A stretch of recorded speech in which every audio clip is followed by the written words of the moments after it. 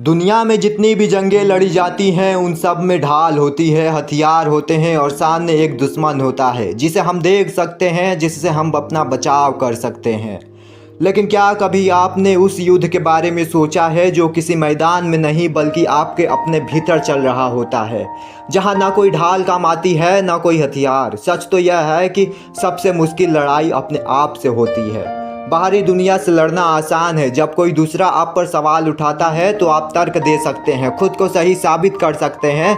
पर तब क्या करेंगे जब सवाल उठाने वाला कोई और नहीं, आपका अपना ही मन हो।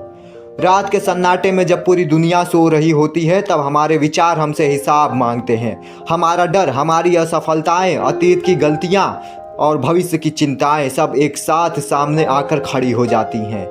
इस लड़ाई में कोई गवाह नहीं होता, कोई ताली बजाने वाला नहीं होता और ना ही कोई साथ देने वाला होता है। यहाँ चोट भी खुद को ही लगती है और मरहम भी खुद ही लगाना पड़ता है।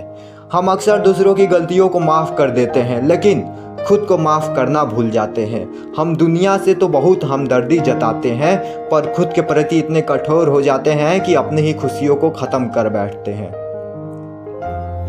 लेकिन याद रखिएगा, अपने आप से लड़ने का मकसद खुद को हराना नहीं है। इस लड़ाई का असली मकसद है स्वयं को समझना, स्वयं को स्वीकार करना। जब आप अपने भीतर के अंधेरे को स्वीकार कर लेते हैं तभी आप अपने अंदर के उजाले की ओर पहला कदम बढ़ाते हैं।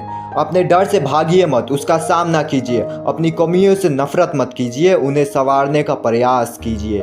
यदि आज आपके भीतर भी कोई युद्ध चल रहा है, यदि आप भी अपने ही विचारों से थक चुके हैं तो ठहर जाइए, एक लंबी सांस लीजिए और अपने आप से कहिए, मैं जैसा भी हूँ पर्याप्त हूँ। मैं पूर्ण नहीं हूँ लेकिन मैं हर दिन थोड़ा बेहतर बनने की कोशिश कर रहा हूँ।